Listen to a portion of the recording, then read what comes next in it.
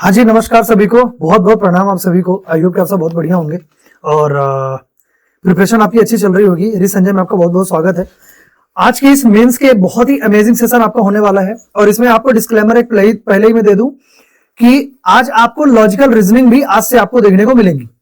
तो logical reasoning की एक बहुत ही बढ़िया क्वेश्चन, बहुत ही बढ़िया लेवल के क्वेश्चन और सबसे अच्छी चीज कि उसमें आपको वैरायटी भी देखने को मिलेगी कि कोर्स एंड एक्शन का है कि और भी जो उसके अजम्पशन वाले हैं उनका है, कौन से टाइप का है, आपको उसमें वैरायटी भी देखने को मिलेगी। बहुत इंपॉर्टेंट सेशन रहेगा। बाकी मेंस का जितने भी और भी एस्पेक्ट है आपके, चाहे वो पजल हो, सिटिंग हो, रिवर्स सिलोजिज्म हो या फिर कोई दूसरे और भी आपके टॉपिक्स हो, वो तो आपका चलेगा ही। मैं आपको अल्फा न्यूमेरिक सीरीज का मेंस वाला पार्ट इसमें करवाऊंगा, ठीक है। तो आपको ये सब चीजें तो आपको मिलने वाली है, लेकिन लॉजिकल रीजनिंग मिलेगी जो कि मेंस के पॉइंट ऑफ व्यू से लॉजिकल रीजनिंग आपके लिए आप ऐसा समझो कि वो अमृत है, अमृत, ठीक है। तो बहुत इंपॉर्टेंट आज का सेशन आपका होने वाला है, ठीक है। बहुत कुछ हम यहां पे समझने वाले हैं, बहुत कुछ आप सीख के यहां से जाने वाले हो। सो आप सभी से निवेदन यही है कि लास्ट तक जरूर बने रहना, क्लास को बहुत ही अच्छे से देखना, क्वेश्चन को समझना और उसको खुद करने की जरूर कोशिश करना। एक बार खुद से ट्राई आप जरूर करना, तभी आप समझ पाओगे कि एग्जैक्टली आपका लेवल क्या है, ठीक है। और उससे भी एक बड़ी चीज, अगर क्लास आपको समझ में आए तो प्लीज लाइक करना बिल्कुल मत भूलना। चैनल अगर तक अभी तक सब्सक्राइब नहीं किया है तो जरूर सब्सक्राइब करना। जितने व्यूअर्स हैं, ज्यादा नहीं है लेकिन जितने भी हैं, तो इस व्यूअरशिप में अभी भी 49% के करीबन लोग मेरे को सब्सक्राइब नहीं किए हुए, लेकिन वो वीडियो जरूर देख रहे हैं। अरे तभी तो 600 आवर्स हो गए पूरे वॉच टाइम, समझ रहे हो। तो उसमें ऐसा है कि लोग 49% लोग, जो कि मेरा एल्गोरिथम बताता है कि अभी तक उन्हें सब्सक्राइब नहीं किया हुआ है, लेकिन वो वीडियो जरूर देख रहे हैं। तो आपसे सभी से निवेदन है कि देखो, सभी से बहुत ही हम्बल रिक्वेस्ट है कि आपका देखो खर्चा बिल्कुल भी नहीं आता, हमको थोड़ा हौसला मिलता है कि नहीं और लोग जुड़ रहे हैं, मतलब हमको और भी मेहनत अब करनी पड़ेगी, ठीक है। तो आप लोग जरूर प्लीज सपोर्ट कीजिएगा, ठीक है। और आप सभी से यही उम्मीद है, हम आपसे कोई फीस चार्ज नहीं कर रहे हैं, कोई कुछ भी नहीं मांग रहे हैं, बस एक ही चीज चाहिए कि अगर आप वीडियो देख रहे हैं, आपके लिए अगर वो वीडियो फ्रूटफुल हो रही है तो आप एक सब्सक्राइब को बटन आप जरूर दबाएंगे, ठीक है। चलिए तो स्टार्ट करते हैं। ज्यादा अब बिल्कुल भी यहां पे बकैती बिल्कुल नहीं की जाएगी और पहला क्वेश्चन आपकी स्क्रीन पर आई है, ठीक है। तो जब इस क्वेश्चन को हम स्टार्ट करते हैं तो यहां पे क्या चल रहा है, हमारा पेन को चेंज करना पड़ेगा। क्या बोल रहे हैं कि direction in each of the following question 2 rows of numbers are given and the resultant number in each row to be worked out separately based on the following rules and the question below the rows of the numbers are to be answered, ठीक है। फिर क्या बोल रहे हैं, the operation of numbers progress from left to right। ये क्या चीज बोला है, बहुत ही सरल शब्दों में आपको समझाता हूं। देखो 2 rows की बात की तो 2 रो आपके रो 1 हो गए, रो 2 हो गए, इतनी बात क्लियर है। आगे क्या बोल रहा है कि जो ऑपरेशन, मतलब कि जो कंडीशन उधर दी गई है, तो वो कंडीशन आपका लेफ्ट टू राइट काम करेगा। तो लेफ्ट आपका ये होता है और राइट आपका ये होता है, तो ये इसका जो फ्लो होगा तो ये वर्कआउट करेगा ऐसा। बस इतनी ही चीज यहां पे बोल के रखा है और इतना ही आपको समझने की जरूरत है, इससे ज्यादा से आपको कोई लेना देना नहीं है। क्लियर है। चलिए अब बढ़ते हैं आगे, इनको रीड करते हैं। यहां पे क्या बोला गया है, condition 1, if a perfect square number is followed by even number then the second number is divided by square root of first number and the quotient is taken as a resultant। समझ गए आप कि क्या बोला जा रहा है कि जो सेकंड नंबर होगा वो डिवाइड किया जाएगा square root of first number से, क्योंकि परफेक्ट स्क्वायर नंबर था फर्स्ट नंबर, तो इसके स्क्वायर रूट से इसको डिवाइड किया जाएगा और जो भी उसका क्वोशंट आएगा उसको लिया जाएगा एज अ रिजल्टेंट। समझ गए। तो बस यही आपका, ये कंडीशन नंबर 1 आपकी ये रहेगी। If a composite number is followed by an odd composite number, अब ये कंपोजिट नंबर क्या होता है, आई होप कि आप सभी को मालूम होगा, ठीक है। जो नंबर खुद से डिवाइड होता है, 1 से डिवाइड होता है और कम से कम उसका एक और फैक्टर आपका बनता है, तभी ये कंपोजिट नंबर आपका कहलाता है। तो यहां पे क्या बोल रहा है, then both numbers are to be added. वो दोनों नंबर आपके, अगर एक कंपोजिट नंबर दूसरे ऑड कंपोजिट नंबर अगर फॉलो कर रहा है एक कंपोजिट नंबर को, तो वहां पे क्या होगा, दोनों नंबर आपके ऐड हो जाएंगे। क्लियर है। If the number which is multiple of 7 is followed by prime number, एक नंबर जो कि 7 का मल्टीपल है वो एक प्राइम नंबर के द्वारा अगर फॉलो किया जाता है, then the sum of digits of first number is subtracted from second number. कि फर्स्ट नंबर का सम ऑफ डिजिट आपको करना पड़ेगा और सेकंड नंबर में कुछ नहीं करना पड़ेगा, सेम सेकंड नंबर में ही जो आपका सेकंड नंबर अभी गिवन है उसी में आपको इसको माइनस कर देना है, बस बात खत्म। आगे बढ़े। If a perfect cube number is followed by an odd number, perfect cube number आपका जो होता है उसको अगर एक ऑड नंबर अगर फॉलो कर रहा है, then the cube root of the first number is multiplied by second number. तो जो आपका पहला नंबर होगा, सिंस वो नंबर आपका परफेक्ट क्यूब था, तो उसका इस क्यूब रूट निकाला जाएगा और क्यूब रूट निकाल के और सेकंड नंबर में उसको मल्टीप्लाई कर दिया जाएगा। ठीक है, नेक्स्ट बढ़ते हैं। If an odd number is followed by the number which is multiple of 9, एक ऑड नंबर आपका होगा और उसको फॉलो करेगा एक ऐसा नंबर जो कि 9 का मल्टीपल होगा, तो वहां पे क्या होगा कि then the sum of digit of second number is added to the first number. आपको क्या करना है कि जो आपका सेकंड नंबर होगा, जो आपका सेकंड नंबर होगा मतलब कि मल्टीपल ऑफ 9 वाला, तो उसका क्या डिजिट का आप सम करोगे और क्या करोगे, फर्स्ट नंबर में आप उसको ऐड कर दोगे। फर्स्ट नंबर कौन सा, ये ऑड नंबर। ठीक है, तो ऑड नंबर में आपका ये ऐड हो जाएगा, जो रिजल्टेंट आपका आएगा वही आपका ये रिजल्टेंट होगा।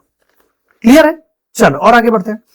If a prime number is followed by even number, एक प्राइम नंबर है और वो अगर एक इवन नंबर के द्वारा अगर फॉलो किया जाता है, then both the numbers are to be subtracted.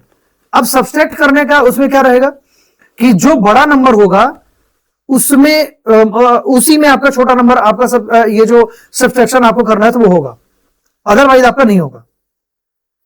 ठीक है, तो सब्ट्रैक्ट करने का जो नंबर आपका रहेगा तो ये बड़े में छोटा ही आप करेंगे, यहां पे जो एक निगेटिव वैल्यूज हैं वो इंटरटेन नहीं की जाती है। इतनी बात आई होप कि आप सभी को क्लियर होगी। तो ये आपकी 6 कंडीशंस रही और इन्हीं 6 कंडीशंस को आपको इन रो 1 एंड रो 2 में लगा के और आपको इनको इंप्लीमेंट आपको करना होता है। क्लियर है, यहां तक बात सभी को समझ में आ गई बढ़िया से, कोई डाउट कोई शंका? चलो अब देखते हैं आगे।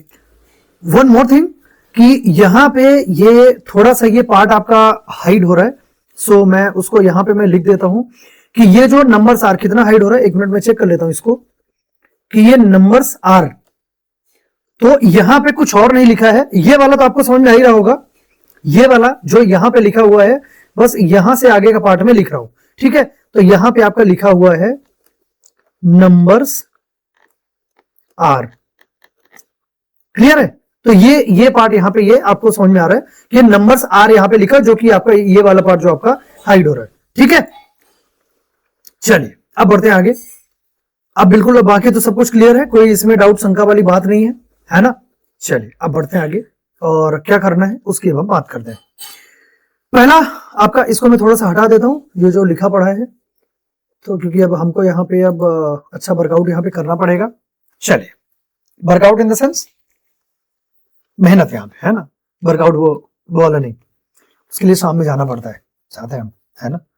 थोड़ा वो भी एक अच्छा नशा होता है ना? अच्छा नशा नहीं इन द सेंस कि आपको और जितने भी लोग हमारे लिसनर हैं, एक सभी से मैं रिक्वेस्ट जरूर करूंगा, एक काम आप जरूर फॉलो करना। और ये मैंने अपनी प्रिपरेशन के दौरान 2 मिनट बात कर ही लेते हैं। अपनी प्रिपरेशन के दौरान मैंने ये देखा है और ये सब आपको करना चाहिए। एग्जैक्टली होता क्या है कि हम इतने भाग दौड़ भरी जिंदगी में इतने उलझ जाते हैं कि हम इस चीज में ध्यान नहीं देते। आप यकीन मानो कि अगर आप फिजिकली कुछ भी वर्कआउट करते हो, मैं ये नहीं बोल रहा हूं कि आप जिम जाके डंबल उठाओ, ठीक है, अब जैसे मैं तो उस चीज को बहुत पसंद करता हूं, है ना?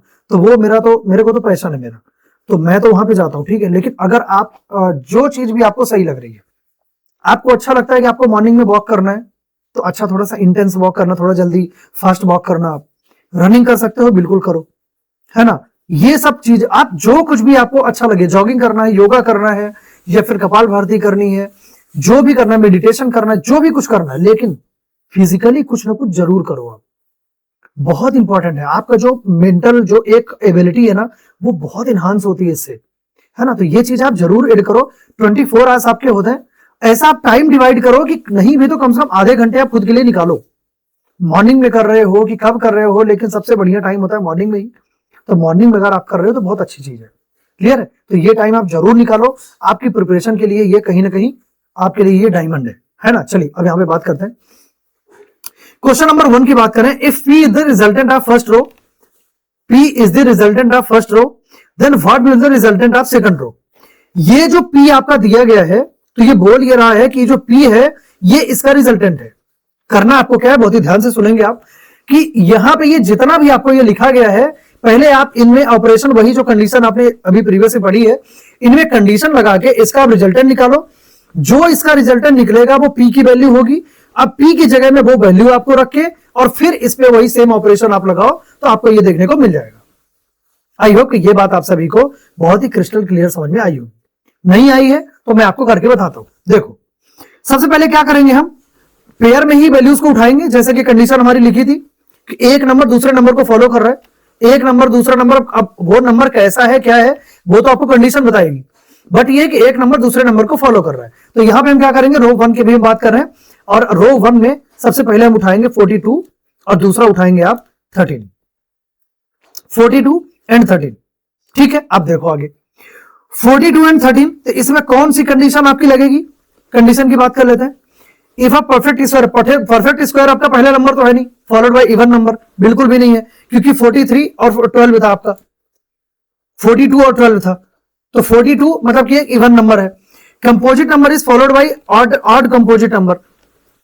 क्या 13 कंपोजिट नंबर होता है? 13 आपका प्राइम नंबर होता है ना, तो वो तो आपका होने से रहा, है ना। चलिए अब इनकी बात करते हैं। कंपोजिट नंबर ये तो लगा नहीं।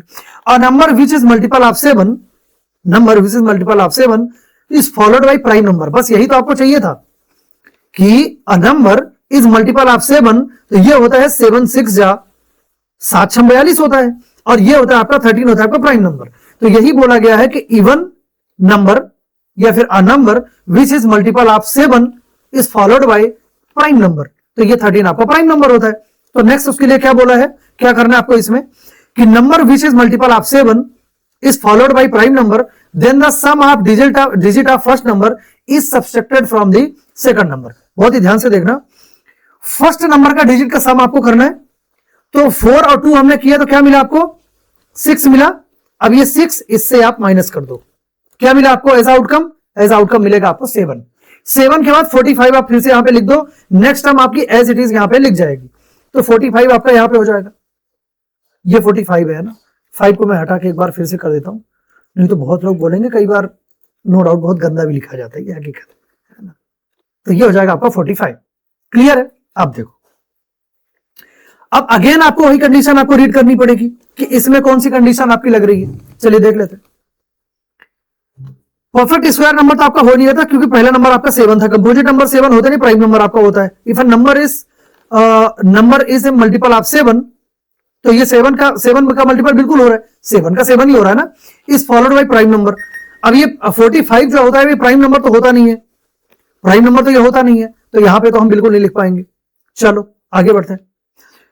4th नंबर का रूल पढ़ रहे हैं कि first perfect cube number is followed by odd number, ये भी हमारा नहीं है। फिर क्या बोला, if an odd number is followed by the number which is multiple of 9, क्या ये हो रहा है? बिल्कुल हो रहा है यार, बिल्कुल हो रहा है।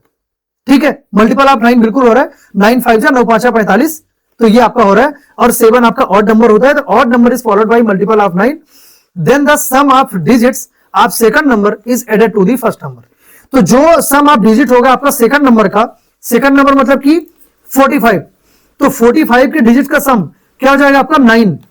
तो यहां पे क्या बोला है, नेक्स्ट क्या बोला है आपका कि ये सम करके odd number is followed by multiple of 9, then the sum of digit of second number is added to the first number.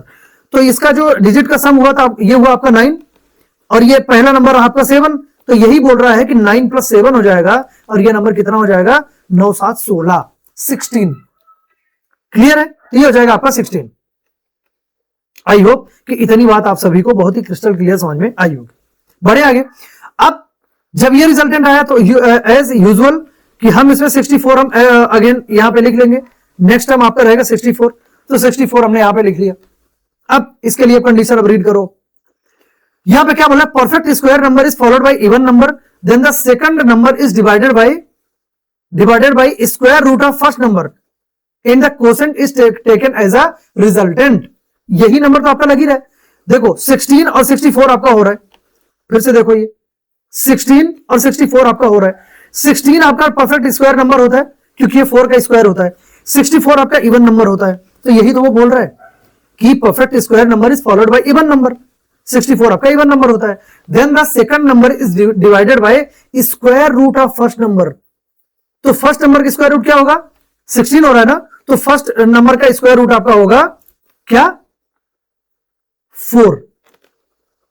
और ये बोल रहा है कि 4 को इससे डिवाइड कर दो, इससे डिवाइड कर दो तो डिवाइडेड बाय ये 4 हो जाएगा, डिवाइडेड बाय ये 4 होगा। तो एज अ रिजल्ट क्या आएगा? ये आ जाएगा 16। तो 16 आ गया आपका इस रो 1 का रिजल्टेंट। और ये 16 किसकी वैल्यू है? 16 आपकी वैल्यू है पी की। 16 वैल्यू है आपकी पी की। अब देखो इधर 16 को आप यहां पे रख दो पी की जगह पे, यहां पे हो जाएगा आपका 16। अगेन आप यही प्रोसेस आप इसमें रो 2 में भी स्टार्ट करो आप। तो अब यहां पे क्या होगा? 23 और ये हो जाएगा आपका 16।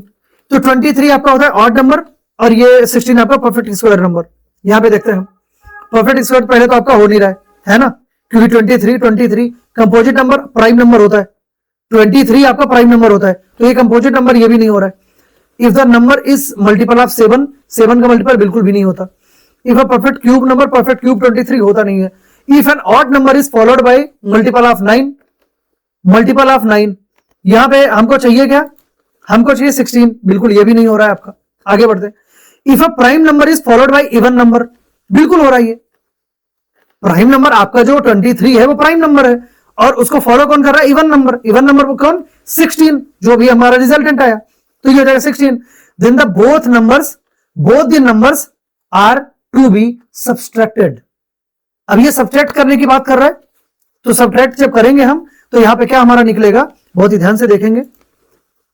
23 माइनस 16 होगा तो क्या आएगा? एज ए रिजल्ट आपका क्या आएगा? 7 आएगा आपका एज ए रिजल्ट। अब यहां पे 7 आया, नेक्स्ट टाइम आपकी एज इट इज कॉपी हो जाएगी, मतलब कि 63 आपका आ जाएगा इधर। बढ़े आगे, चलिए अब देखते हैं आगे। प्राइम नंबर ये रहा और ये मल्टीपल ऑफ 9 रहा।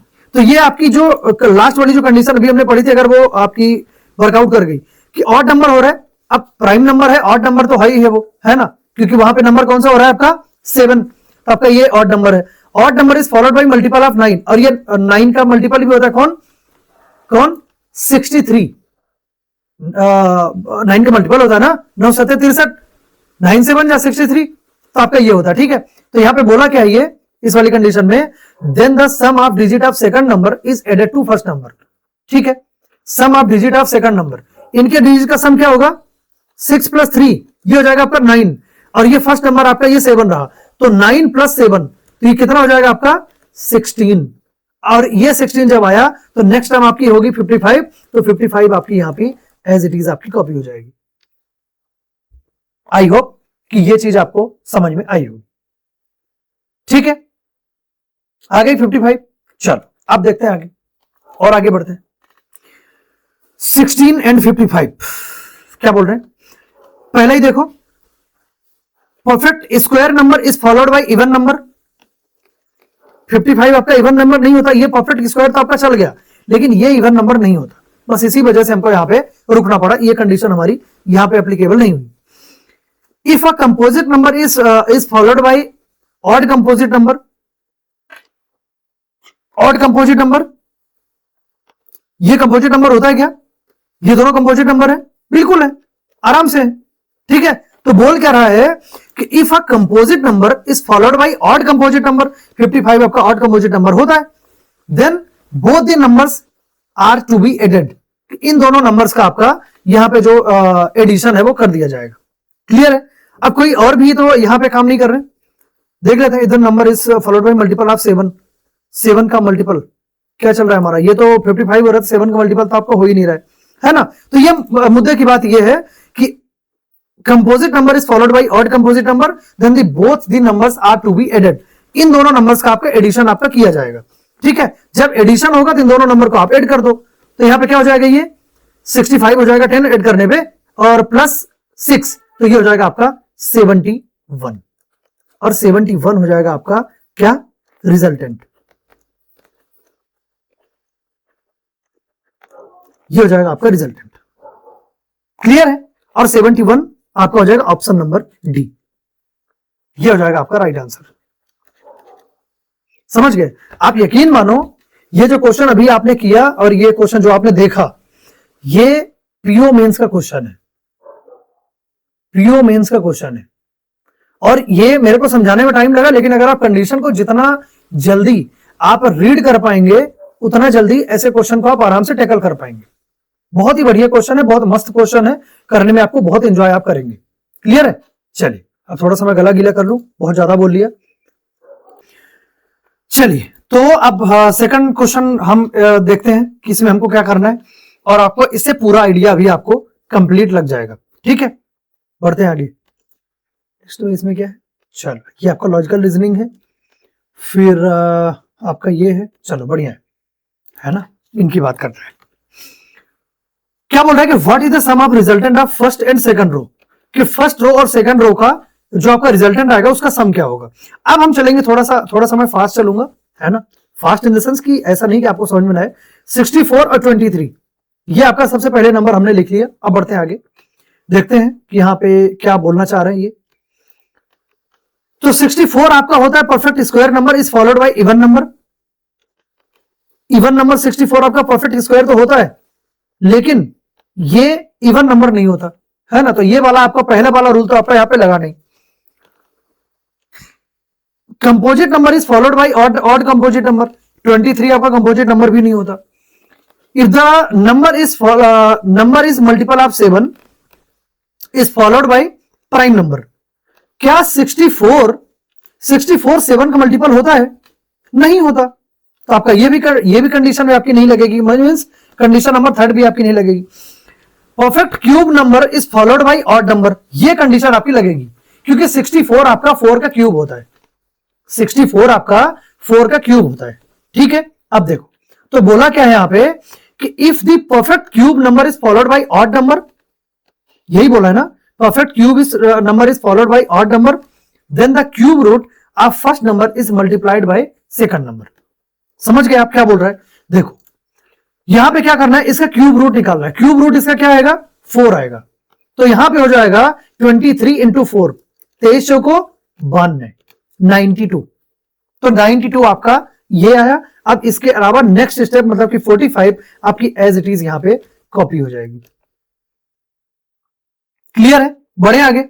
चलिए अब ये 92 वाला मल्टीपल ऑफ 9 वाला सबसे पहले देखें क्या। Odd number is followed by multiple of 9, ये ऑड नंबर। अब ये 92 आपका ऑड नंबर ही नहीं हो रहा, मतलब ये वाला तो लगा नहीं। चलिए अब देखते हैं आगे। पहला नंबर परफेक्ट स्क्वायर की बात कर रहा है, बिल्कुल भी नहीं है। Composite number is followed by odd composite number, odd composite number.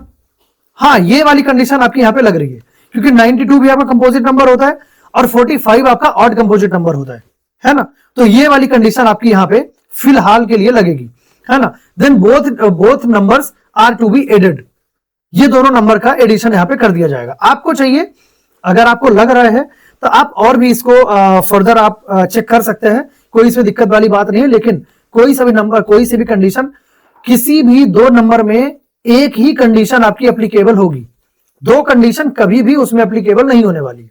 इस चीज को आप दिमाग में बैठा लेना। ऐसा नहीं होगा कि आपकी दो नंबर्स के बीच में और ज्यादा, बहुत ज्यादा, मतलब एक से ज्यादा कंडीशंस आपकी उसमें एप्लीकेबल हो जाए, पॉसिबल ही नहीं है ना। तो इस चीज को आप ध्यान रखेंगे। क्लियर है? चलिए अब बढ़ते हैं आगे। तो अब यहां पे था क्या कि 92 मतलब कि composite number is followed by odd composite number. ये मतलब कि कौन सा कंडीशन फॉलो किया?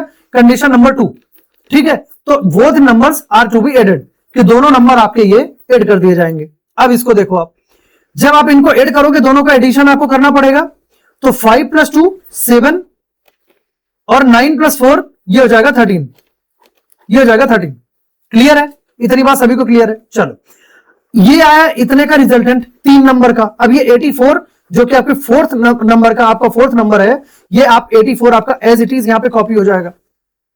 84 आपका एज इट इज यहां पे कॉपी हो जाएगा। चलो अब बढ़ते हैं, आगे बढ़ते हैं।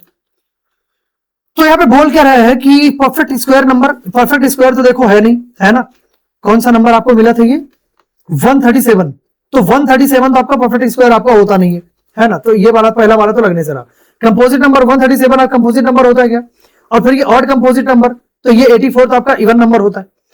If the number is multiple of 7, number is multiple of 7 is followed by prime number. अब 84 आपका प्राइम नंबर भी नहीं होता है। Perfect cube number, perfect cube तो होता ही नहीं है। Odd number is followed by the number which is multiple of 9, which is multiple of 9। 84 आपका 9 का मल्टीपल होता नहीं है। चलो इसको भी हटा दो। If a prime number is followed by even number, prime number is followed by even number, then both the numbers are to be subtracted. तो सब्ट्रैक्टेड जब किए जाएंगे ये दोनों एक दूसरे में, तो यहां पे क्या होगा, अभी यही लास्ट वाली कंडीशन आपकी लग रही है, क्योंकि 137 आपका होता है प्राइम नंबर, 137 आपका होता है प्राइम नंबर। ठीक है, अगर ये प्राइम नंबर है, इनको सब्ट्रैक्ट किया जाएगा, तो 7 में से 4 गया तो कितना आया, 3 आया, और 13 में से 8 गया तो ये आपका आ गया कितना, 53। तो ये 53 आपका हो जाएगा यहां पे रो 1 का रिजल्टेंट।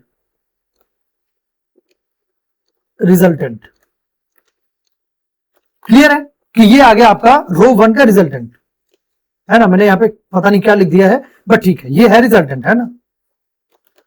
ठीक है, चलिए रो 2 की बात करते हैं। रो 2 में सबसे पहले वही चीज कि आपका सबसे पहला नंबर आपका आएगा क्या, 59, और फिर आएगा आपका 94, 59 और 94। ठीक है, चलिए देख लेते हैं। 59 आपका क्या होता है, प्राइम नंबर आपका होता है ना। इस चीज को अब ये देखो, ये एक बेसिक अंडरस्टैंडिंग है, और मैं ये उम्मीद करता हूं कि आप सभी को ये सब चीजें आती है ना। चलिए आगे बढ़ते हैं। परफेक्ट स्क्वायर नंबर आपका होता नहीं, कंपोजिट नंबर होता नहीं है। If the number which is multiple of 7, ये होता नहीं है। परफेक्ट क्यूब नंबर होता नहीं है। ऑड नंबर होता है, बिल्कुल होता है। Odd number is followed by multiple of 9। क्या ये मल्टीपल ऑफ 9 था, सेकंड वाला मल्टीपल ऑफ 9 था, बिल्कुल नहीं था, है ना, बिल्कुल भी नहीं था। इधर देख लेते हैं। Prime number is followed by even number. Even number है क्या, बिल्कुल है। Then both the numbers are to be subtracted. इन नंबर को आपस में सब्ट्रैक्ट किया जाएगा। ठीक है, देख लेते हैं।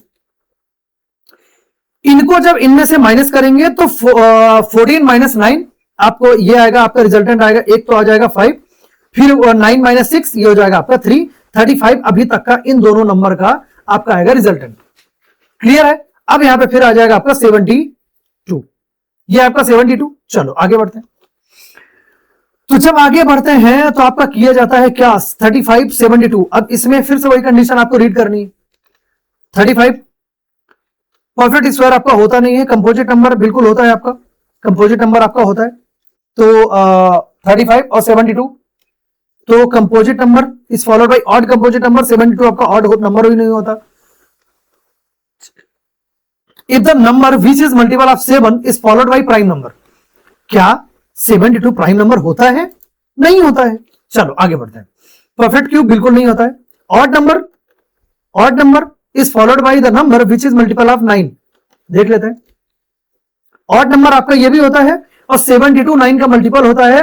9 8 72, 9 8 जा 72। क्लियर है। तो ये वाली कंडीशन आपकी लग रही है, और कंडीशन कौन सी थी, मल्टीपल ऑफ 9 वाली, यही मल्टीपल ऑफ 9 वाली आपकी थी, और ये ऑड नंबर। तो यहां पे क्या हो जाएगा, then the sum of digit of second number is added to the first number. Second number का डिजिट का सम करो।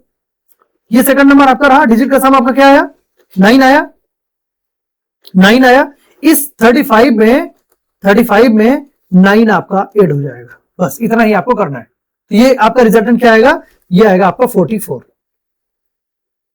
आई होप कितनी बात आप सभी को समझ में आई होगी। आगे बढ़े, देखो 72 तक हो गया था आपका, 72 का रिजल्टेंट आ गया आपका 44। अब आगे ये 25, ये 25 आपका, ये वाली स्टेप आपकी यहां पे एज इट इज आपकी कॉपी होगी। बढ़े आगे, चलिए अब चलते हैं आगे। 44 25 बढ़ते हैं आगे। परफेक्ट स्क्वायर आपका 44 परफेक्ट स्क्वायर होता नहीं है, कंपोजिट नंबर बिल्कुल होता है, ऑड कंपोजिट नंबर। तो 44 25, तो ये कंपोजिट नंबर, ये भी आपका ऑड कंपोजिट नंबर आपका हो रहा है ना। क्या कोई और भी कंडीशन इसे फुलफिल हो रही है, बिल्कुल आप आराम से आप चेक कर पाएंगे। ठीक है, तो क्या हो रहा है आपका 44 and 25। If the number is multiple of 7, अब ये 7 का मल्टीपल तो होता नहीं है, परफेक्ट क्यूब आपका होता नहीं है। ऑड नंबर आपका क्या होता है, क्या था आपका 44 था ना, 44 आपका ऑड नंबर नहीं होता है, 44 आपका प्राइम नंबर भी नहीं होता। इसका मतलब यह है कि ये कंपोजिट नंबर, मतलब कि कंडीशन 2 ही आपकी वहां पे लगेगी। और जब ये लगेगी कंडीशन 2, तो यहां पे दोनों नंबर का both the numbers are to be added, दोनों नंबर का एडिशन वहां पे किया जाएगा। और अगर एडिशन किया जाएगा तो यहां पे क्या होगा, यहां पे क्या होगा, ये रहा इनका एडिशन जब आपका होगा तो यहां पे आपका रिजल्टेंट क्या आएगा, 4 + 5 9 हो जाएगा, और 4 + 2 ये हो जाएगा आपका 6। पूछा क्या था आपसे, पूछा ये था, अब ये सेकंड रो का आपका रिजल्टेंट आ गया, ठीक है, ये रिजल्टेंट आपका रहा, ये रिजल्टेंट आपका सेकंड रो का, इन दोनों का सम पूछा है आपसे, इन दोनों का अगर आप सम करते हो तो आपका रिजल्ट क्या आएगा, तो सम करेंगे आप। अब ये फोटो में तो नहीं आ रहा है, लेट मी चेक, मेरी वीडियो के पीछे तो नहीं आ रहा है, अब आएगा, अब अगर लिखूंगा तो आएगा लेकिन इनका सम तो हम लिख ही सकते हैं कि 9 + 3 12 होता है, 2 आया, 1 कैरी फॉरवर्ड, फिर 6 + 5 11 आया, 11 + 1 क्या हो जाएगा, ये 12, 122 आपका एज आउटकम आपका आएगा, means option number B. I hope कि इतनी बात आपको समझ में आई होगी, क्लियर है, बहुत ही बढ़िया, क्रिस्टल क्लियर है सभी को। अब ये थर्ड नंबर है, अब ये अगर आप बोले तो मैं करवा दूं, अब कैसे बोलेंगे आप, ये तो रिकॉर्डेड क्लास है ना, बट चलो ये डिफरेंस निकालने का है, करवा दूं, टाइम कितना हो गया उसके हिसाब से डिसाइड करेंगे हम, ठीक है, ये आप लोग खुद करना है ना। और इसका जो रिजल्ट है, इसका जो आपका रिजल्ट आएगा, जो भी कुछ इसका आउटकम आता है, तो इसका आप एक आउटकम कमेंट करके आप जरूर लिखिएगा, ये आप सभी के लिए ये मेरी तरफ से होमवर्क रहेगा। पहली बार मैं अपने इस ऑनलाइन सेशन में कुछ मैं होमवर्क आपको दे रहा हूं, और ये होमवर्क आप, मुझे पूरी उम्मीद है कि जितने लोग ये क्लास देखेंगे तो ये होमवर्क आप प्लीज करना, आपको ये बहुत अच्छा, आपको कुछ आपको करने में आपको समझ में आएगा कि हाँ एग्जैक्टली हम क्या कर रहे थे, है ना। तो ये आप जरूर करना, और मुझे उम्मीद है, और मुझे भी तो ये भी तो देखना है कि जितने लोग देख रहे हैं तो कितने सीरियस स्टूडेंट्स हैं हमारे पास, है ना, जो कि इस चीज को फॉलो कर रहे हैं कि आपको अगर होमवर्क कुछ दिया जा रहा है तो उसको वो जेन्युइनली उसको सॉल्व कर रहे हैं, ठीक है। अपना आंसर सभी लोग और कमेंट करके आप जरूर लिखेंगे, इसका जो भी आंसर होगा उसको आप कमेंट में जरूर डालेंगे, और आप सभी से मेरी ये रिक्वेस्ट है, ठीक है। चलिए बढ़ते हैं आगे, और मेरी इस ऑनलाइन सीरीज का पहला लॉजिकल रीजनिंग का क्वेश्चन आपकी स्क्रीन पर है, सब कुछ प्रॉपर दिख रहा है, विजिबल है प्रॉपर, मैं एक बार चेक कर लूं, ठीक है, सब कुछ ओके, ठीक है। तो लॉजिकल रीजनिंग का सबसे पहला क्वेश्चन रहा, और यहां पे क्या करना है ये चीज मैं आपको बता देता हूं, ठीक है, और इसके बाद फिर हम यहां से स्टार्ट करते हैं।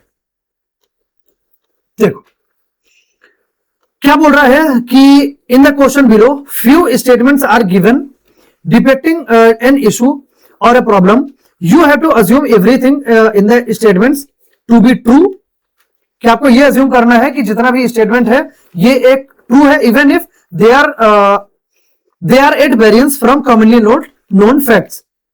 अगर वो आपको रियल दुनिया में आपको ऐसा पता भी हो कि हो सकता है कि आपका जो इसमें लिखा हो और जो आपको पता हो उनका कोई रिलेशन ना हो, कि आपको रियल दुनिया में जो हो तो उसके बारे में सब कुछ मालूम हो कि ये ऐसे से ऐसा होता है, ये चीज एग्जैक्टली ये होती है, और यहां पे कुछ गलत लिखा हो, लेकिन जो गलत भी लिखा है तो इस स्टेटमेंट में जो कुछ भी लिखा है आपको उसको एज अ यूनिवर्सल ट्रूथ आपको मानना पड़ेगा, ठीक है। फिर आगे क्या बोल रहा है, on the basis of the information given in the statements answer the question that follows.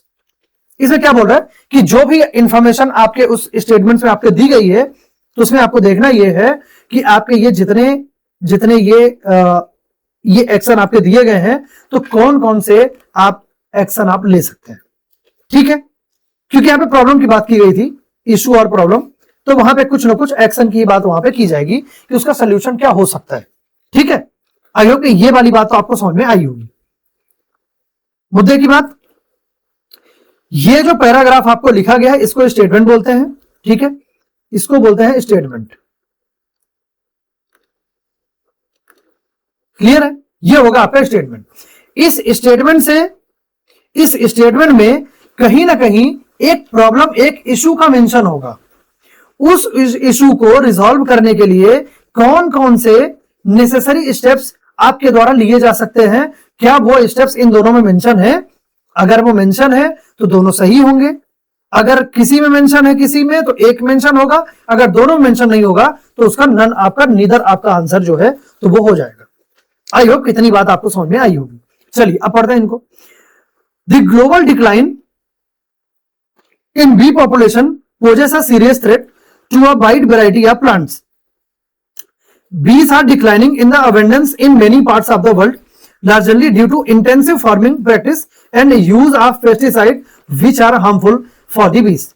मैं इसको बहुत ही सरल शब्दों में हिंदी में समझा रहा हूं क्योंकि हमारी ये हमारे देश की एक बहुत बड़ी विडंबना है। अब विडंबना बोलो किसको, जो बोलो, जैसे लोग जिस दिन हिंदी भाषा डे रहता है ना, तो उस दिन आ जाता है कि हमारे हिंदुस्तान जैसी भाषा में इंग्लिश। मैं सबके साथ एग्री करता हूं, सब सही बात बोल रहे हो, लेकिन क्या इंग्लिश सब्जेक्ट के अलावा आपको कोई पूछ रहा है? सिंपल सी बात है। यहां पे बात है रोजी रोटी की। कोई बैंक में काम कर रहा है, कोई एज अ सीईओ काम कर रहा है, वो सब बात की बात है, लेकिन आपकी एट द एंड आपकी चल रही है रोजी रोटी। अगर वो नौकरी नहीं है तो आप कुछ भी नहीं हो। तो क्या उस इंग्लिश के बिना कोई कुछ पूछ रहा है? आपको पूछ रहा है कि आप क्या हो? कोई नहीं मतलब है, किसी को दुनिया में नहीं मतलब। अगर ऐसी बात है तो आप उसको ऐसे ही लो कि इंग्लिश है, पढ़ना है, एक लैंग्वेज है, आपको वो सीखना है। ठीक है, चलिए इसको मैं समझाता हूं। Global decline in bees population poses a serious threat to a wide variety of plants. क्या बोल रहा है कि जो ग्लोबल डिक्लाइन मतलब कि पूरे वर्ल्ड में एक चीज डिक्लाइन मतलब होता है कम होना, और बी मतलब होता है मधुमक्खी। तो मधुमक्खी की पॉपुलेशन का कम होना हमारे एक सीरियस थ्रेट आपको लगा रहा है। किसमें? To a wide variety of plants.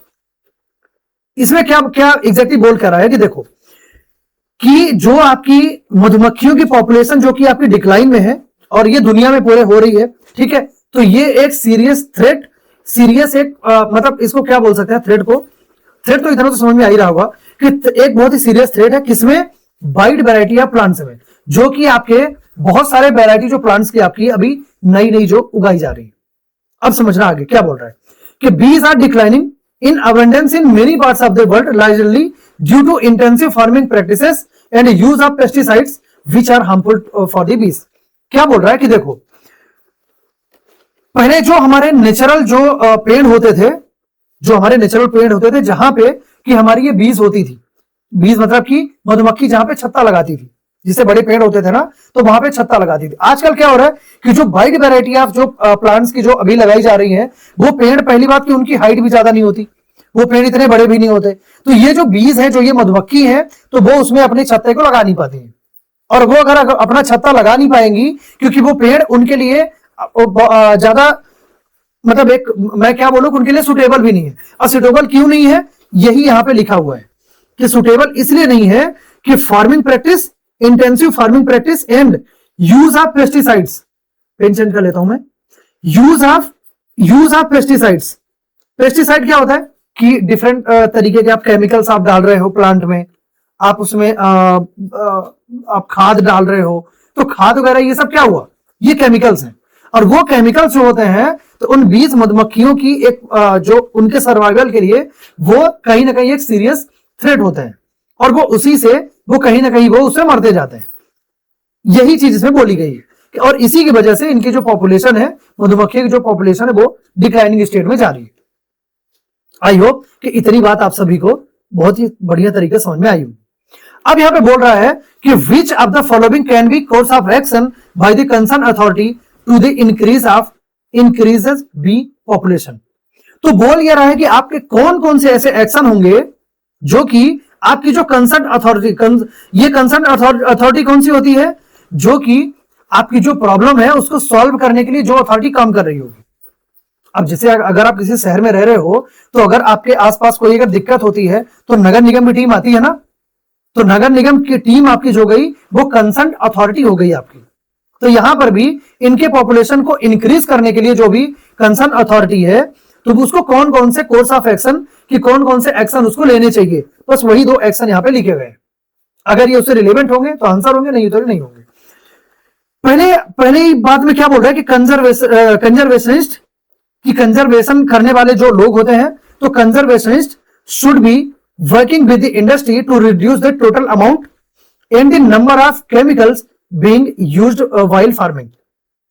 तो यहां पे इसको हम जो हमारी जो पॉपुलेशन, जो मधुमक्खियों की पॉपुलेशन जो डिक्लाइन में थी, तो जो पर्यावरण के जो कंजर्वेशन करने वाले हैं, पर्यावरण के जो इसको कंजर्व करने वाले हैं, उनसे वो जो है इंडस्ट्री के साथ मिलकर, जैसे बहुत सारी इंडस्ट्री होती है ना कि पेड़ पौधों को जो जैसे पेस्टिसाइड बनाती है, कि बहुत सारी की और भी जो उसके खाद वगैरह मैं बोलूं वो बनाती है, तो उनके साथ मिलके, और ये एक उसको एक ऑब्जर्व करना होगा कि जो भी केमिकल्स आप डाल रहे हो उसको रिड्यूस द टोटल अमाउंट, कि उसकी अमाउंट में कमी करो आप। दूसरी चीज, number of chemicals being used while farming, कि जो आप नंबर ऑफ केमिकल्स जो आप डाल रहे हो तो उसको कहीं ना कहीं आप कम करो, ताकि जो हमारी बीज है, जो हमारी मधुमक्खी है, उनका पॉपुलेशन कहीं ना कहीं ऊपर आ सके, वो डिक्लाइन में ना जाए। ठीक है, तो पहला तो आपका ये बिल्कुल रिलेवेंट हो रहा है, पहला तो आपका बिल्कुल रिलेवेंट हो रहा है, तो ये तो आपका सही हो जाएगा। चलिए दूसरा पढ़ते हैं। There should be more of focus on the better restoration of wild flower rich meadows and pastures and better management of those ones that already exist. जो आपके ये वाइल्ड फ्लावर होते हैं, तो वाइल्ड फ्लावर आपके होता है जंगली फूल या फिर जंगली पौधे। ठीक है, तो ये जो जंगली पौधे हैं, तो इसमें बोला क्या जा रहा है कि आपको यहां पे ज्यादा फोकस करना चाहिए। Should be more focus on the better restoration of wild flower. क्या बोल रहा है कि हमको कुछ ऐसे प्रयास करने चाहिए जो हमारे जंगली फूल हो रहे, जो कि जंगली हमारे पौधे हो रहे हैं, तो उनको हम बेटर रिस्टोर कर पाए, जो कि हमारे केमिकल डालने से, हमारे पेस्टिसाइड डालने से वो धीरे धीरे डिक्लाइन में जा रहे हैं। तो हमको ऐसा कुछ करना चाहिए, ऐसा कुछ फोकस करना चाहिए, ऐसा कुछ मैकेनिज्म बनाना चाहिए जिसमें कि हम उस जंगली फ्लावर या जंगली पौधों को हम उनको रिस्टोर करें, जहां पे कि हमारी मधुमक्खियां रह सकती थी। ठीक है, तो उनको हमको काम करना चाहिए, और better management of those ones already exist, कि जो पेड़, जो पौधे हमारे जो लंबे समय से जो चले आ रहे हैं, जो कि ऑलरेडी हमारे समाज में एग्जिस्ट कर रहे हैं, तो उन पौधों को कंजर्व करने के लिए, उनको फिर से रिस्टोर करने के लिए हमको कुछ उसके लिए स्टेप आपको उठाने चाहिए। यही लिखा है आपके सेकंड नंबर के, ये सेकंड ऑप्शन आपका लिखा हुआ है, मतलब कि ये भी आपका बिल्कुल सही होगा। दोनों ही एक्शन आपके ये बहुत ही एक अप्रोप्रिएट आपके एक्शन यहाँ पे होंगे। ठीक है, अब अगर अभी दोनों अगर आपके सही हो गए, तो यही थे आपसे पूछा था कि वो कौन कौन से एक्शन होंगे जो कि कंसर्न अथॉरिटी उसमें ले सकती है, जिससे कि जो मधुमक्खी पॉपुलेशन है उसको हम कहीं ना कहीं इंक्रीज कर सके। ठीक है, तो यहां पे आपके दोनों सही हो रहे हैं, मतलब कि ऑप्शन नंबर सी आपका हो जाएगा राइट आंसर। बताइए, इस क्वेश्चन में कोई डाउट, कोई शंका, और एग्जैक्टली क्या करना था मेरे को ये समझाने में इतना टाइम सिर्फ इसीलिए लगा क्योंकि मेरे को वो ये आपको सिर्फ ये नहीं समझाना था कि इस क्वेश्चन में क्या लिखा है, मेरे को ये भी समझाना था कि एग्जैक्टली इसमें करना क्या है, कैसे आपको सोचना है। क्लियर है, इसलिए आपको इसमें थोड़ा सा मेरे को टाइम लगा, और ये जैसे जैसे कुछ वैरायटी क्वेश्चन आपको यहां पे मिलते जाएंगे, उसके हिसाब से हमको ये थोड़ा सा आगे बढ़ना पड़ेगा। क्लियर है, चले आगे।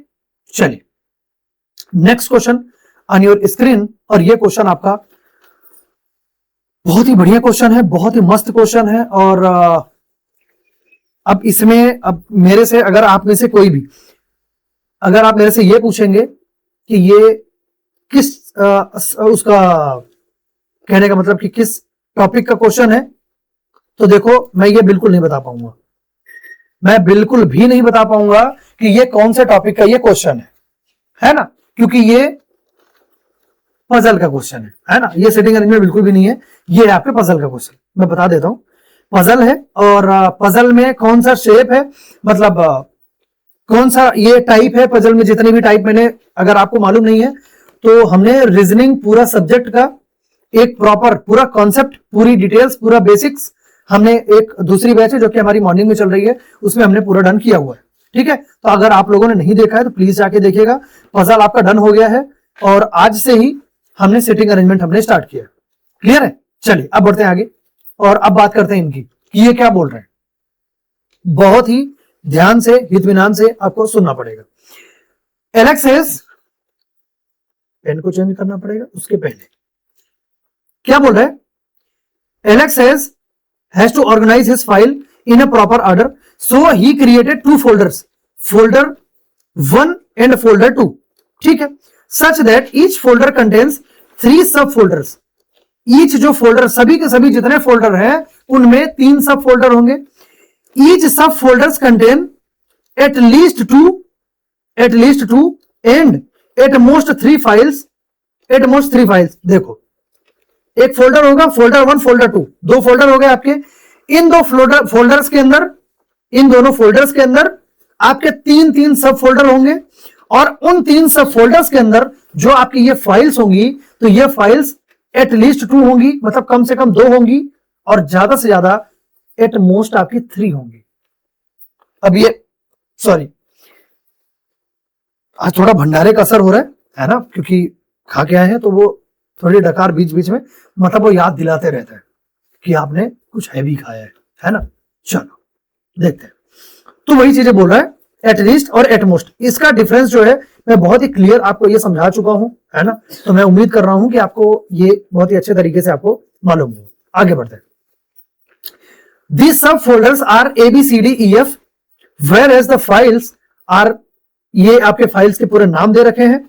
Each folder does not contain any two consecutive alphabetically named folder and files। क्या बोल रहा है, ये बहुत ही इंपॉर्टेंट लाइन है ना। Each folder does not contain any two consecutive alphabetically named subfolders and files। कोई भी फोल्डर, कोई सा भी फोल्डर कंसेक्यूटिव अल्फाबेट नाम की किसी भी सब फोल्डर या फाइल को यूज नहीं करेगा। मतलब इसका क्या हुआ, बहुत ही ध्यान से सुनना, मैं आपको बता रहा हूं। देखो, जैसे अब ये सब फोल्डर्स के लिए तो आपके ये नाम रहे सब फोल्डर्स के, तो यही बोला जा रहा है कि जैसे मान लो कि आपका ये बना फोल्डर, और एक फोल्डर आपका हो गया 1, एक फोल्डर आपका हो गया 2। उधर फिर बना रहा हूं मैं, उधर भी पूरा लिखा है क्या, लेट मी चेक। नहीं, ये आधे से ही लिखा है, जो ऊपर लिखा है उसको मैं पहले समझा देता हूं, फिर बढ़ते हैं आगे। देखो, तो जो ये आपका फोल्डर बना, ये फोल्डर 1 एंड फोल्डर 2 आपका बन गया, उसके नीचे फिर सब फोल्डर बनेंगे। तो ये सब फोल्डर जो बनेंगे आपके, तो इसके 2 पॉसिबिलिटी आपकी होगी। कौन कौन सी होगी, ध्यान से सुनेंगे। फोल्डर 1 में अब ये क्या बोला है आपसे कि consecutive alphabetically named sub folder और फाइल एक फोल्डर में नहीं होंगे। इसका मतलब क्या होंगे, देखना, A B C D E F 6 हो रहे हैं आपके, तो एक में ए सी ई, दूसरे में बी डी एफ, या फिर बी डी एफ और इधर हो जाएगा ए सी ई। आपको मालूम नहीं है कि कौन सा किधर होगा, लेकिन ये एक भी कंसेक्यूटिव अल्फाबेट आपके यहां पे नहीं है, ना तो इधर ना तो इधर, ना तो इधर ना तो इधर, कंसेक्यूटिव अल्फाबेट आपके यहां पे नहीं है। बस ये चीज यहां पे ये बोली गई है। इसको ये मत समझना कि छोटा सा क्वेश्चन है तो बस, भाई साहब छोटे क्वेश्चन में ही सबसे ज्यादा बैंड बजती है मेंस में, क्योंकि छोटे क्वेश्चन में कंटेंट कम होता है, दिमाग ज्यादा लगाना होता है। बड़े क्वेश्चन में तो बहुत कुछ डेटा आपको दिया रहता है। बड़े क्वेश्चन एग्जैक्टली अगर देखो ना, तो वो बड़े वाली जो बड़ी पजल होती है ना, कि अब इस पेज में आए भी ना, तो वो पजल जो आपकी होती है, वो जो सीटिंग आपकी होती है, कोई और टॉपिक होता है जो आपका, उसमें कंटेंट ज्यादा होता है, इंफॉर्मेशन ज्यादा होती है, उसको अरेंज करना आसान होता है। ये जो छोटी होती है ना, इनमें कंटेंट कम होता है, इनको अरेंज करना बहुत ही टेढ़ी खीर होती है ना। और आपको बहुत ही अच्छे लेवल का ये क्वेश्चन आपको यहाँ पे मिला है। तो ये दो पॉसिबिलिटी आपकी यहाँ पे बनेगी। कौन सा किधर होगा उसकी चर्चा हम कर ही लेते हैं, है ना। अब इसके बाद इतनी बात आपको समझ में आ गई, और बाकी चीजें पूरी की पूरी यहाँ पे आपकी लिखी हुई है। और उसके पहले मैं बिल्कुल थोड़ा सा पानी पीऊंगा, ठीक है। चलिए अब चलते हैं इसमें, अब इनको हम रीड करना स्टार्ट करते हैं। और एग्जैक्टली ये क्या बोल रहे हैं, देखो जो चीजें अभी प्रीवियस में आपको समझाया हूं वो आपके बिल्कुल एग्जैक्ट आपके काम की है ना। और उसको यहाँ पे मैं बना भी देता हूं, है ना यार, तो ये थोड़ा सा आसान रहेगा। यहाँ पे ये रहेगा आपका फोल्डर फन, और ये रहेगा आपका फोल्डर 2। क्लियर है। और इसी से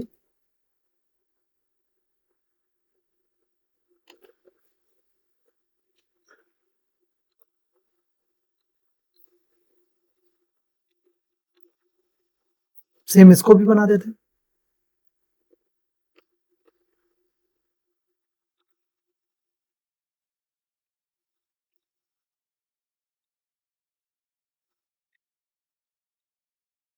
ये चीज क्लियर है। ये इसके तीन सब फोल्डर आपके होंगे जो कि अभी प्रीवियसली हमने अभी डिस्कस किया था, ठीक है। और उसके नीचे फिर आपके मिनिमम 2 और मैक्सिमम 3 आपकी ये फाइल्स उसके नीचे फिर बनेंगी, इन 3 सब फोल्डर्स के नीचे, इसके ऊपर नहीं, है ना। चलिए बात करते हैं। ईच अल्फाबेटिकली बॉबल नेम्ड सब फोल्डर्स हैज 3 फाइल्स। जो आपका बॉबल नेम्ड जो आपका सब फोल्डर होगा उसमें 3 फाइल्स आपकी रहेंगी। तो यहां पे आप लिख लो छोटा सा कि बॉबल सब फोल्डर में आपकी 3 फाइल्स रहेंगी। चलो ये तो हमने लिख लिया, आगे बढ़ते हैं कि files with alphabetically vowel named are not created in सब folder with alphabetically consonant names. अब बहुत ही ध्यान से सुनना, आप क्या बोल रहा है यहां पे कि फाइल्स विथ अल्फाबेटिकली नेम्ड बॉबल, कि जिन फाइल का नाम अल्फाबेट में बॉबल के नाम से होगा वो फाइल और नॉट क्रिएटेड इन सब folder with alphabetically consonant name. तो जो ये आपकी बॉबल नेम की जो आपकी फाइल्स होंगी ये कॉन्सोनेंट नेम के फोल्डर के सब फोल्डर के अंदर नहीं होंगी। मतलब आप समझ गए कि जो आपका सब फोल्डर होगा तो वो भी आपका अगर बॉबल होगा तभी उसके नीचे आपका बॉबल फाइल आपकी यहां पे आ पाएंगी। बॉबल फाइल्स बॉबल सब फोल्डर के नीचे ही होंगे, कॉन्सोनेंट वाले में नहीं जाएंगे। आई होप कि ये बात आपको क्लियर होगी। चलो अब आगे बढ़ते। File GW created in folder 1 but not with you, ठीक है। चलो एक चीज और भी देख लेते हैं।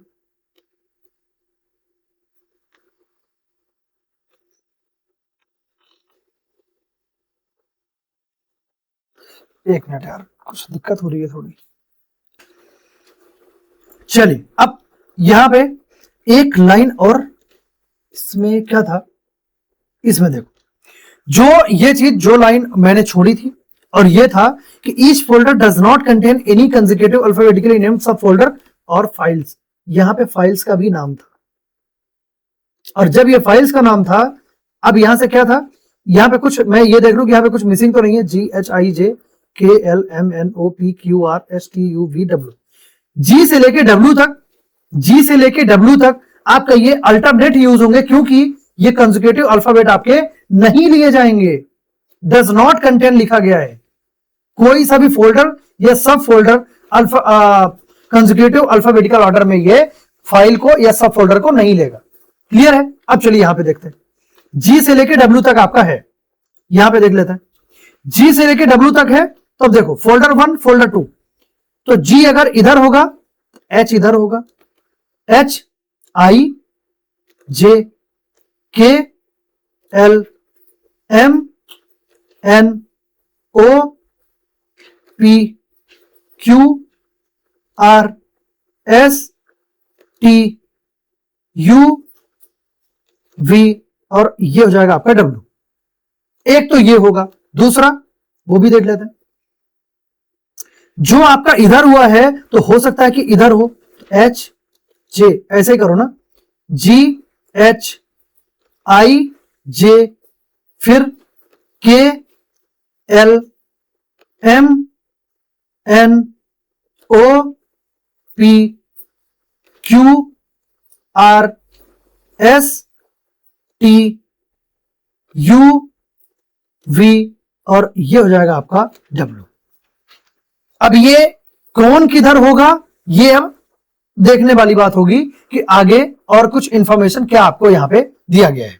जो हमने रीड किया था कि file with alphabetical vowel named are not created in सब folder with alphabetical consonant name, मतलब कि जो आपका सब फोल्डर जो बॉबल होगा उसी के नीचे आपकी बॉबल फाइल्स भी आपकी आएंगी। इतनी बात हमने देखी। चलिए बढ़ते हैं आगे। Files G and W were created in folder 1 but not with file U, कि जी एंड डब्ल्यू फोल्डर 1 में होंगी, मतलब कि ये इधर ही होंगे, जी डब्ल्यू आपके इधर ही होंगे फोल्डर 1 में, पर यू यहां पे, मतलब कि ये यू इनके साथ में नहीं होगा। मतलब समझे क्या आप कि जी और डब्ल्यू अगर फोल्डर 1 में हो रहे हैं तो क्या ये जो जी और डब्ल्यू है क्या ये इधर जाएंगे किसी भी हाल में कि जी डब्ल्यू फिर फोल्डर 2 में ये वाला पूरा इधर चला जाए? क्योंकि ये होगा कोई एक ही, या तो ये पूरा इधर होगा तो ये इधर होगा, या तो ये पूरा इधर होगा तो ये इधर होगा। ये चेंज बिल्कुल नहीं होने वाले। तो जी डब्ल्यू जब ये बोल रहा है फोल्डर 1 में होंगे तो क्या ये फोल्डर 2 में ये जी डब्ल्यू वाला कॉन्सेप्ट आपका ये लगेगा? कभी नहीं लगेगा, कभी भी नहीं लगेगा। ठीक है, अगर नहीं लगेगा अब देख लेते हैं। यार मैंने बहुत पास में इसको लिख दिया है और ये दिक्कत आपकी देगा ही, है ना? जब देगा तो इसको हटाएंगे। अभी चलो चलने दो। जी डब्ल्यू आपका यहां पे आएगा और फोल्डर 1 में होगा और यू के साथ में नहीं होगा, ये हमने लिख लिया। File an was created in सब फोल्डर डी। सब फोल्डर डी में आपका एन होगा। अब डी में अगर एन होगा तो एन तो आपका इधर है, एन तो आपका इधर है, तो डी तो आपका यहीं पे आपको लिखना पड़ेगा कहीं पे कि डी आपका यहां पे हो जाएगा और डी के नीचे आपका जो बनेगा ये हो जाएगा आपका एन। इसको हटा ही लेते हैं यार, है ना? पूरा पहले मैं इसको हटाता हूं और यहीं पे उसको मैं पूरा लिख दूंगा। ठीक है, इसको भी हटा दो।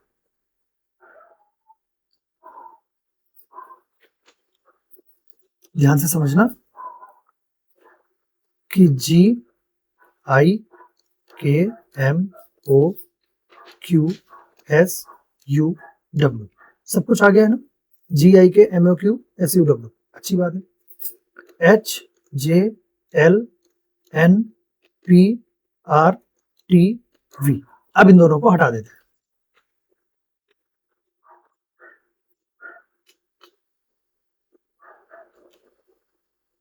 ठीक है, और हमारा ये पूरा हमारा लिखा गया। चलिए अब बढ़ते हैं आगे। तो जो हमने ये डी और एन वाला किया था इसको हम थोड़ा बेहतर कर लेते हैं, नहीं तो ये छोटा छोटा ये बिल्कुल दिखेगा नहीं। तो यहां पे आपका बोला क्या था? बोला कुछ यूं था कि file N was created in सब फोल्डर डी। अब ये तो पता है कि एन आपका इधर ही आएगा, ये तो आपका ये वाला ऑर्डर तो पूरा फिक्स है। अगर एन इधर आएगा तो डी, अब ऐसा नहीं कि डी आप यहीं पे मानो, मैं बोल रहा हूं कि डी आप इधर मान लो, इधर मान लो, कोई दिक्कत नहीं है, लेकिन मैं डी यहीं पे मान रहा हूं और आपका जो एन है तो एन हो जाएगा आपका यहां। एन हो गई आपकी फाइल और डी हो गया आपका सब फोल्डर। क्लियर है?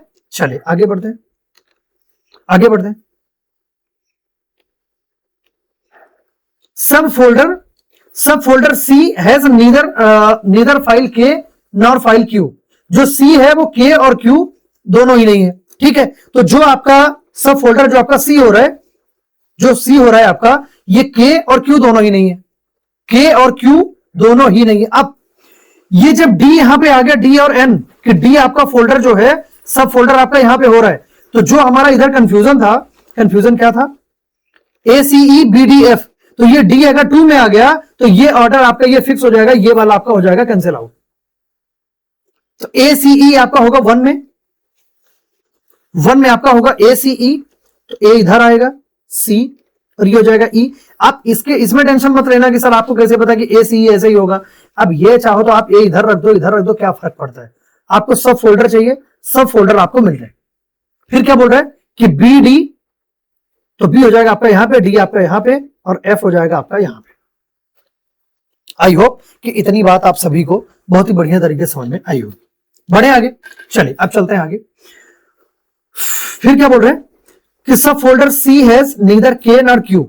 सी ये जो होगा तो यहां पे सी को हम बना लेते हैं, 2 तो हम बना ही लेते हैं क्योंकि मिनिमम 2 तो बोला है, तो 2 तो हम बना लेते हैं। तो यहीं पे ये बोला है कि यहां पे आपका के और क्यू आपके नहीं होंगे, अगर लगेगा तो बीच में हम एक और बना लेंगे। चलिए आगे बढ़ते हैं। फाइल के and Q were created in folder 1। के एंड क्यू, अब ये के एंड क्यू भी इधर हो रहे हैं आपके, के एंड क्यू भी इधर हो रहे हैं। अगर के एंड क्यू भी इधर हो रहे हैं और ये बोल क्या रहा है के and Q created in folder 1, तो अब ये तो आपका डन हो गया कि ये तो आपका यहीं पे हो गया था और के क्यू यहां पे हो ही रहे, कोई दिक्कत वाली बात है नहीं। के क्यू आपके हो गए, लेकिन ये सी में नहीं होंगे, बस ये कंफर्म था। तो या तो ये ए में होंगे या तो ये ई में होंगे, किधर होंगे देखा जाएगा। अब एक चीज इसमें और भी आपको जो पता लगाने की चीज थी, देखो ये आपके 3 हो रहे हैं सब फोल्डर, सब फोल्डर में ये दोनों हो रहे हैं आपके बॉबल। तो इसमें जितने भी बॉबल आपके होंगे, जितने भी बॉबल कितने हैं? आई है, ओ है, यू है, 3 आपके हो रहे हैं। तो ये ए और ई के अंदर ही होंगे। ए ई में कॉन्सोनेंट आ जाएंगे फाइल, लेकिन कॉन्सोनेंट सब फोल्डर में आपके कॉन्सोनेंट सब फोल्डर में वोवेल आपकी फाइल्स नहीं आएंगी। बस इस चीज को आप ध्यान में रखना। के Q created in folder one ये हमारा हो गया। सब folder D contain only 3 files, D contain only 3 files. तो ये जो आपका एन हुआ था, यहां पे एक आपका और होगा और यहां पे एक आपका और होगा। इस एन को हम एग्जैक्टली बिल्कुल नीचे लिख देते हैं ताकि हमारे पास थोड़ी सी स्पेस यहां पे ठीक ठाक हो जाए, है ना। ये डी एक फाइल इधर आएगी, एक फाइल आपकी इधर जाएगी और ये एन जो आपका होगा एन हो जाएगा कुछ यहां पे। क्लियर है? अब चलिए आगे बढ़ते हैं। डी का भी हमने लिख लिया। फिर क्या बोल रहा है, file IMO were created under the same folder. IMO, अब IMO तो आपका यहीं पे हो रहा है, IMO तो आपके यहीं पे हो रहा है और ये सेम फोल्डर में आपके सब फोल्डर में होंगे। अगर सेम सब फोल्डर में होंगे तो आप एक बात बताओ, IMO या तो ए में होंगे या तो ई में होंगे, ये तो कंफर्म है ना। या तो ए में होंगे या तो ई में होंगे, लेकिन हाँ होंगे यहीं पे। आप क्या करो, IMO इधर भी लिखो और IMO इधर भी लिखो। किधर होंगे, लेट्स से। और ये चाहो तो आप दो दो इनमें बना भी सकते हो,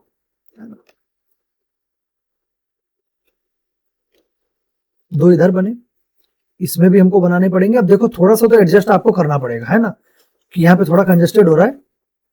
अब उसमें कोई कुछ नहीं कर सकता, है ना, मैं भी इसमें कुछ नहीं कर सकता। और ये थोड़ा सा तो आपको दो तो आपको बनाने पड़ेगा, क्योंकि मिनिमम 2 तो आपके हो ही रहे थे, है ना। इसमें भी 2 बनाने पड़ेंगे।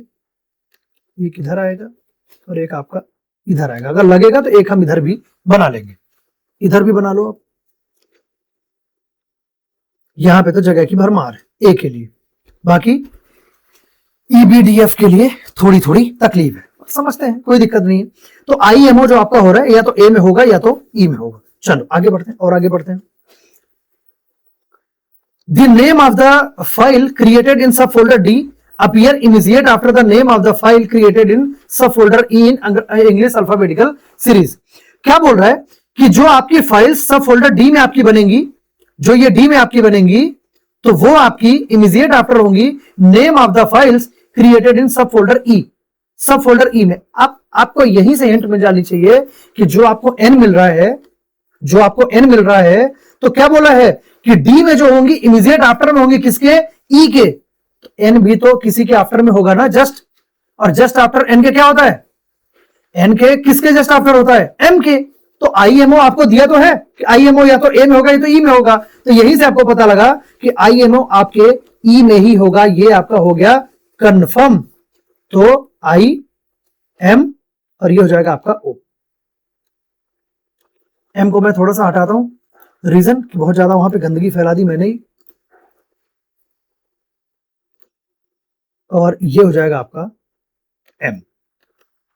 IMO आपके यहां पे होगा डन। अब ये जितनी भी आपकी ये फाइल्स हो रही, क्या बोला है यहां पे कि names of the file created in D. तो ये डी में आपका जो होगा, तो आई से आपका जे भी यहीं पे आएगा, समझ गए आप। और ओ से जो है, तो ये ओ के जस्ट आफ्टर में ये पी भी इधर आएगा। और यही यहां पे लिखा गया है कि appear D immediate after, immediate after. आई होप कि ये वाली बात आपको बहुत ही क्रिस्टल क्लियर आपको ठीक है, क्लियर है यहां तक। चलिए अब और आगे बढ़ते हैं और आगे हम रीड करते हैं। क्या बोल रहा है कि neither file L nor file R created in सब फोल्डर एफ। एल और आर एफ में नहीं होंगे। इस एफ में ये जो एफ आपका हो रहा है, तो यहां पे एल और आर यहां पे नहीं होंगे। अब आप एक बात बताओ, एल भी इधर ही हो रहा है, आर भी इधर ही हो रहा है। अब ये डी में तो होने से रहे, डी में तो होने से रहे, क्योंकि डी के तो पूरी कैपेसिटी जो 3 मैक्सिमम फाइल हो सकती थी पूरी इसमें डन हो चुकी है। तो क्या आपको समझ में आ रहा है कि ये एल और आर इसी में होंगे और कहीं होने का कोई चांस ही नहीं है, कहीं होने का कोई चांस ही नहीं है। ठीक है, चलो यहां भी पढ़ते हैं, हम आगे बढ़ते हैं। ये IMO यहां से ये हम हटा देंगे। GW भी आपका हो रहा था, लेकिन ये U के साथ नहीं हो रहा था।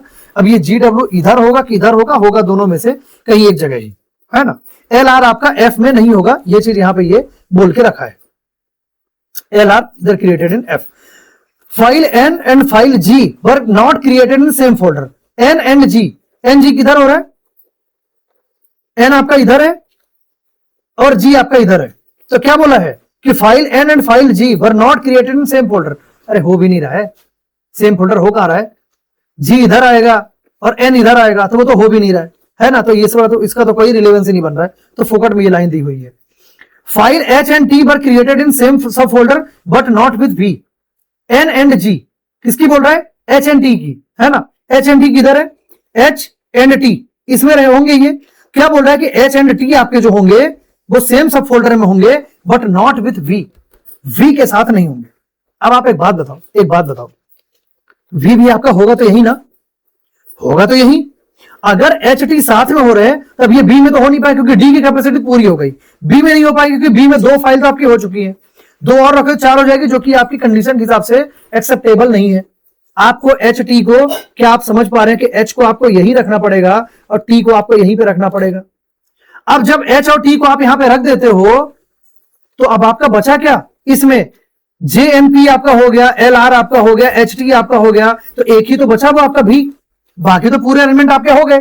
तो ये वी ना डी में आ सकता, एफ में तो वो क्लियर मना कर दिया कि वी के साथ नहीं होगा। तो क्या आपको समझ में आ रहा है कि वी आपका कहीं और नहीं होगा, वी आपका यहीं पे होगा, वी आपका बी में ही होगा। कंफर्म हो गया, ये कोई डाउट कोई शंका, कंफर्म यहीं पे होगा। अब चलो आगे बढ़ते हैं। जो ये के और क्यू आपने देखा था यहां पे, क्योंकि इधर का काम खत्म हो गया है ना, फोल्डर 2 आपका खत्म हो चुका है, के और क्यू यहां पे ये होने से मना किया था कि आपके फोल्डर इस सी में आपका नहीं होगा कोई के और क्यू। तो अब ई में तो होने से रहा क्योंकि ई में तो 3 फाइल की जो मैक्सिमम लिमिट है इसको एक्सीड कर चुका है, तो यहां तो होने से रहे। अब ये के और क्यू आपके 100% है कि यहीं पे होंगे, कहीं और होने का कोई चांस ही नहीं है। ठीक है, चलो इतनी बात भी हो गई। जी एंड डब्ल्यू सेम फोल्डर में आपके होंगे लेकिन यू के साथ नहीं होंगे। अब यू भी आपका इधर है, जी एंड डब्ल्यू भी आपका इधर है। अब ये जी डब्ल्यू आपके ए में तो होने से रहा, इधर तो होने से रहा, तो आपका जी और डब्ल्यू आपके इधर हो जाएंगे। ई में तो ऑलरेडी आपका ये लिमिट पूरी भर चुकी है। अब ये बोल रहा है कि ये यू के साथ नहीं होगा, जी और डब्ल्यू यू के साथ नहीं होंगे। तो क्या आपको समझ में आ रहा है कि यू आपका यहीं पे आएगा, यू आपका यहां पे आएगा। अब एक चीज आपको यह भी मालूम है कि यहां पे टोटल 9 फाइल्स आपके हो रहे हैं, 3 ये और 3 ये, इतनी आपकी ये हो रही हैं। यहां पे बचा कौन है, एस नामक प्राणी अभी आपका ये बचा हुआ है, एस फाइल जो आपकी है ये आपकी अभी बची हुई है। अब ये 3 इसमें भी हो गए, 3 इसमें भी हो गए, ठीक है, 3 इसमें भी हो गए। यही इकलौता बचा है जहां पे कि आपका ये आ जाएगा आपका एस, ये हो जाएगा आपका एस यहां पे, और ये पूरा का पूरा अरेंजमेंट आपका हो जाएगा डन। यकीन मानो ये परफेक्ट पीओ मेंस लेवल है। और इतने में आपकी ये कहानी हुई खत्म। बताइए, अब ये सिर्फ आपको चीजें एनालाइज करनी है, आपको हर एक कीवर्ड में कहीं ना कहीं रिलेशन ढूंढना है, और अगर आप वो ढूंढने में अगर आप सफल हो जाते हैं तब आप बहुत ही बढ़िया चल रहे हैं, कोई इश्यू नहीं है, आराम से आप इनको सॉल्व कर पाएंगे। क्लियर है? चलिए अब आगे बढ़ते हैं और इनके क्वेश्चन का डिस्कशन हम कर लेते हैं कि क्वेश्चन में ये क्या बोल रहे हैं। Which are the following combination is correct, कौन सा आपका कॉम्बिनेशन होगा जो कि करेक्ट होगा। तो करेक्ट कौन सा, एफ, एफ में एमटीवी, एमटीवी, एफ में एमटीवी हो रहे हैं क्या, एफ में तो आपके एच और टी हो रहे हैं, तो ये तो आपका होने से रहा। सी में जीएसके, सी में जीएसडब्ल्यू हो रहा है, के तो हो ही नहीं रहा है आपका, ये भी आपका गलत हो जाएगा। ए में आईएमओ, ई में हो रहा है आईएमओ, हमने बहुत ही क्लियर हमने देखा है कि आईएमओ आपका ई में हो रहा है, चलो ये भी हमारा कैंसिल आउट हुआ, मतलब कि ये आपके 3 तो आपके कैंसिल आउट हो गए। डी में एच आर, डी में एच आर, तो ये भी आपके नहीं हो रहा है, इसमें जेएनपी हो रहा है डी में, ये भी आपका कैंसिल आउट हो जाएगा। अब ये सही तो आपको बिल्कुल होना चाहिए, बी में एलवीआर आपके हो रहे हैं, बी में एलवीआर, बिल्कुल यहां पे ये एलवीआर आपको दिख रहा है, और यही हो जाएगा आपका right answer, means option number ई, ये हो जाएगा आपका राइट आंसर। हाउ मेनी सब फोल्डर्स हैव 2 फाइल्स, कितने आपके सब फोल्डर होंगे जिनमें कि सिर्फ 2 फाइल होंगी। एक ही था मेरे ख्याल से, एक ही सब फोल्डर था, वो था एफ, जिसमें कि सिर्फ 2 ही फाइल आपकी हो रही, बाकी सब में 3 फाइलें आपकी हो रही हैं, तो ये आपका राइट आंसर हो जाएगा 1, means option number C. File GKP was created, GKP was created, तो आपका GKP, G के कहां पे रहा, ये के, और ये P आपका किधर रहा, ये। तो बस क्रिएटेड, क्या पूछा था इसमें कि GKP बस क्रिएटेड इन डिफरेंट सब folders but in same folder, in the same सब फोल्डर। अब देखो ये वाला तो बिल्कुल गलत होगा, सेम फोल्डर तो आपका हो ही नहीं रहा है, क्योंकि देखो जी के तो सेम आपके इसे फोल्डर में हो जाएंगे, जी और के सेम फोल्डर में आपके हो रहा है, फोल्डर 1 में, लेकिन पी आपका बिल्कुल अलग हो जा रहा है, ये फोल्डर 2 में आ रहा है ना। तो ये तो आपका पहला तो आपका होने से रहा। सेम सब फोल्डर बिल्कुल नहीं होगा, डिफरेंट सब फोल्डर एंड डिफरेंट फोल्डर, ये आपका हो जाएगा, ये सही कि डिफरेंट सब फोल्डर में भी हो रहा है और डिफरेंट आपके फोल्डर में भी हो रहा है। क्लियर है? तो ये हो जाएगा आपका right answer, means option number C, और ऑप्शन नंबर सी हो जाएगा आपका राइट आंसर। और भी क्वेश्चन है क्या? बिल्कुल नहीं है ना। तो चलिए आज के सेशन में हम इतना ही रखेंगे। रीजन कि देखो अभी मैं रात में पूरा शूट कर रहा हूं इसको, और ऑलरेडी 12 बज चुके हैं करीबन, है ना। तो अभी हम नहीं कर पाएंगे, है ना। 11:30 हो रहे हैं मेरे ख्याल से, हाँ 11:30 हो रहे हैं, तो 11:30 करीबन आपके हो चुके हैं। सो आज के लिए इतना ही रखेंगे। लेकिन हाँ, जो क्वेश्चन आपके इसमें 1-2 क्वेश्चन आपके रह रहे हैं, 1-2 क्यों, ज्यादा ही थोड़े रह रहे हैं, तो ये क्वेश्चन जो आपके बच रहे हैं, तो ये क्वेश्चन मैं आपको जो आपका नेक्स्ट सेशन होगा तो उसमें मैं उस क्लास की जो लेंथ है उसको थोड़ी सी मैं बढ़ा दूंगा, उसका टाइम मैं बढ़ा दूंगा, और उसमें हम जितने भी क्वेश्चन आपके रिमेनिंग अभी बच रहे हैं पूरा हम उसमें कवर कर लेंगे। क्लियर है? सो आई होप कि आपको ये वीडियो बहुत अच्छा लगा होगा, पसंद आया होगा, और अगर पसंद आया तो प्लीज लाइक करना, शेयर करना और सब्सक्राइब करना। तो चैनल अगर आपने सब्सक्राइब नहीं किया, बहुत बड़ा पाप है, सब्सक्राइब आप जरूर करना। ठीक है, चलिए, थैंक यू सो मच, मिलते हैं नेक्स्ट क्लास में। Thank you.